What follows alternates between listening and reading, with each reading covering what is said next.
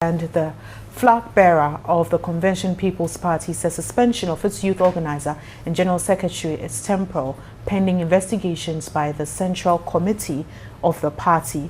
He also said the party has communicated to the suspended officers contrary they were yet to be served.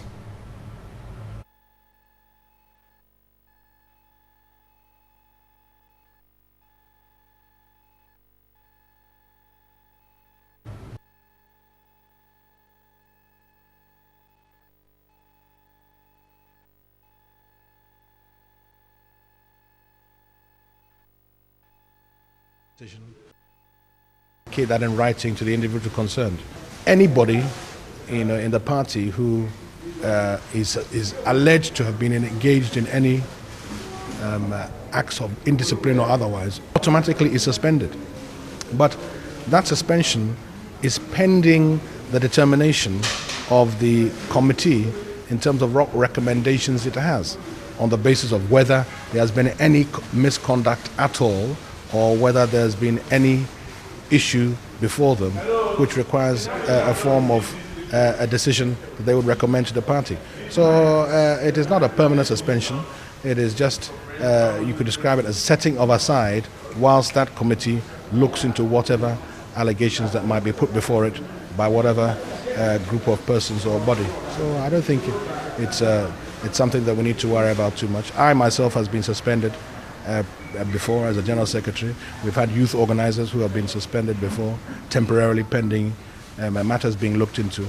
So I think that it will come to its logical conclusion at the right point in time. All right, so to delve more into this very issue, I do have Dr. Seidu Ali Du, who's a political science lecturer at the University of Ghana via phone. Good afternoon, Doc, and thanks for agreeing to speak with us. Good afternoon. Now, first of all, what's your take on the suspensions in the CPP? Yeah, I think it basically has to do with failing to adhere to some basic tenets of democracy. When we talk about this concept of democracy and good governance, even within a party, it has to do with consensus building, wider consultation, and then agreements. It's something that the party is failing to do. That is why all these things is occurring. I do believe that even as a youth wing of a party, if you're going to take a decision, that will invariably be traced back to the party or affect the fortunes of the party. You need to do it in consultation with the top hierarchy of the party. And the hierarchy of the party, if the disciplinary mechanisms are going to be activated, if people have done wrong, you also have to do it in a manner that is consultative, and there's a free flow of information between the two.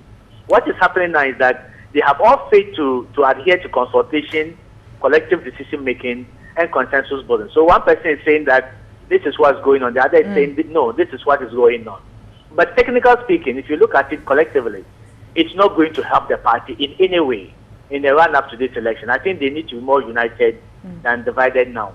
Now, adding up to what you had just ended on, that it's not going to augur well for the party, and knowing CPP and what the party stands for, we just heard the flag bearer saying that this is temporal, and like you rightly said early on, we did hear Nneso Yeboah also mentioning that it had not been properly communicated to him. As a party seeking to rule this country going forward, how best do you think they can deal with such internal matters before it gets out of hand? I think they will have to meet. It's basically like the way you communicate information to other party within a party, to other party in a conflict situation can help. So what they have to do is that rather than sending letters, I've not received letters, I've sent letters, why don't they just all the stakeholders as a party debate this issue out, and if they still have to punish them, then it goes through the necessary mechanism and institutions are activated within the party, and then it goes through the constitutional procedure. They invite to defend themselves, and at the end of the day, the punitive measures are activated. If they don't do that, then people also think that they are abusing the and they are not applying the sanctions in a constitutional manner. If they do that, if they meet as a family and then iron the issue out, they can move forward collectively and campaign. But once they still allow this to undermine the collective organization of the party, the very active components of the party, that the youth wing, will be affected, and they need them so much in this year's election campaign. Once they are able to sit down, put their differences together, and then activate the necessary punitive measure, if that's what's going to happen, then they can forget about them, move forward to elect new leaders, and then go ahead.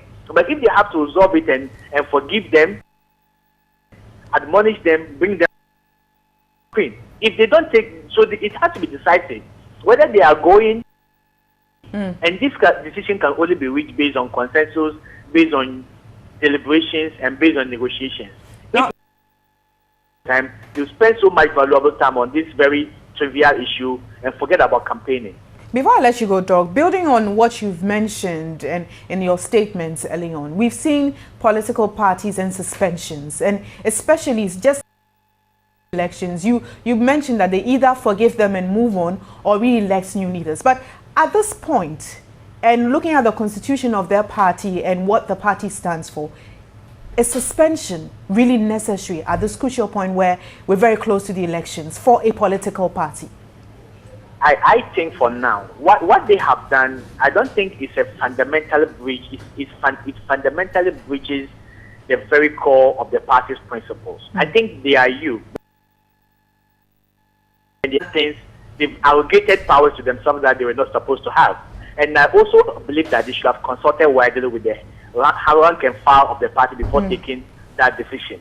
But once they have not been able to do that, what you do as a political party in a very crucial term to invite them, admonish that what they have done is a mistake, and they consult the best way you have to solve the problem. Thank you very much indeed, Dr. Seidu. Time is a political science lecturer at the University of Ghana.